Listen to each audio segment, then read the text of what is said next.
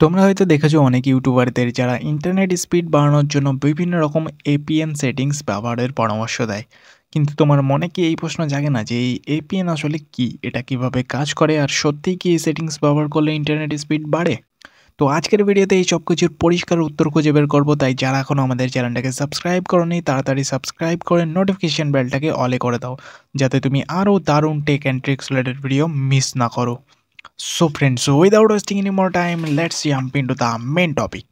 তো আমাদেরকে প্রথমেই জানতে হবে এপিএন বা এই অ্যাক্সেস পয়েন্ট নেম কি। এপিএন হলো এমন একটি সেটিংস যা তোমার ফোনকে মোবাইল অপারেটরের ইন্টারনেট সার্ভারের সাথে কানেক্ট করে। সহজভাবে বললে এপিএন হলো সেই রাস্তা যার মাধ্যমে তোমার মোবাইল ইন্টারনেটের সাথে সংযুক্ত হয়। এটা তোমার ফোনের ইন্টারনেটের জন্য গেটওয়ে হিসেবে কাজ করে। যদি এই এপিএন ঠিকভাবে সেট না করা থাকে তাহলে ইন্টারনেটের স্পিড কমে যাবে বা মাঝে মাঝে কানেকশন ড্রপ হতে পারে। তাহলে এবার চলো দেখি এই এপিএন আসলে কিভাবে কাজ করে। এপিএন সেটিংসের মাধ্যমে তোমার ফোন মোবাইল নেটওয়ার্কের সঠিক গেটওয়ে ব্যবহার করে ইন্টারনেট অ্যাক্সেস করে।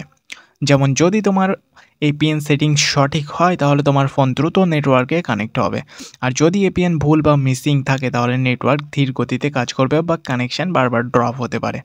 এখানে আলাদা আলাদা নেটওয়ার্ক অপারেটরের জন্য আলাদা আলাদা এপিএন থাকে।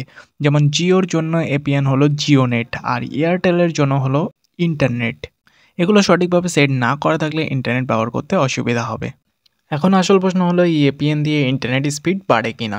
তো এপিএন আমাদের মোবাইলে যে কাজগুলো করে, নাম্বার 1, কানেকশন স্টেবিলিটি বাড়ায়। সঠিক এপিএন সেটিংস ব্যবহার করলে নেটওয়ার্কের সাথে কানেকশন স্থিতিশীল হয়, ফলস্বরূপ ইন্টারনেট স্পিড কমপক্ষে 10 থেকে 20% পর্যন্ত উন্নত হতে পারে। Number 2, network optimization. কিছু এপিএন অপারেটরের বিশেষ সার্ভিস আনলক করতে সাহায্য করে, যেমন এইচডি ভিডিও স্ট্রিমিং বা গেমিংয়ের জন্য লো লেটেন্সি।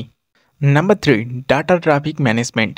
সঠিক এপিএন দিয়ে তোমার ফোন অপারেটরের সর্বোচ্চ ব্যান্ডউইথ ব্যবহার করতে পারে, যা স্পিড বাড়ানোর অন্যতম কারণ। তবে মনে রেখো, শুধু এপিএন দিয়ে অলৌকিক কিছু হবে না। নেটওয়ার্ক সিগন্যাল দুর্বল থাকলে বা ব্যান্ডউইথ কম থাকলে সেটিংস যতই ভালো হোক না কেন স্পিড বাড়বে না। তো চলো এবার দেখি কিভাবে তোমরা এপিএন সেটিংস পরিবর্তন করবে। তো ফার্স্ট তোমাদেরকে যেতে হবে সেটিংসের মধ্যে যাওয়ার পর এখানে নেটওয়ার্ক অ্যান্ড ইন্টারনেটের ওপর ক্লিক করতে হবে।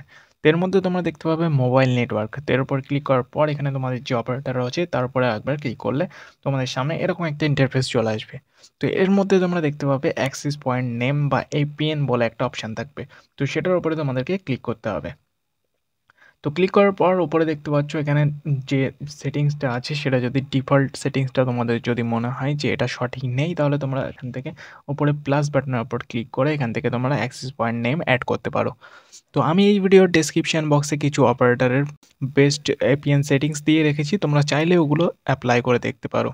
আর এছাড়া তোমরা গুগলে সার্চ করলে তোমরা তোমাদের অপারেটরের জন্য বেস্ট এপিএন সেটিংস খুঁজে পেয়ে যাবে।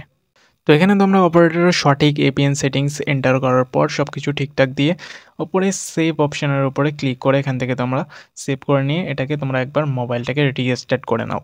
তো বুঝতেই পারছো, সঠিক এপিএন সেটিংস ব্যবহার করলে ইন্টারনেট স্পিড বা কানেকশানে কিছুটা উন্নতি হতে পারে। তবে এটাও মাথায় রাখা দরকার, নেটওয়ার্কের সিগন্যাল বা জায়গার ওপর অনেক কিছু নির্ভর করে।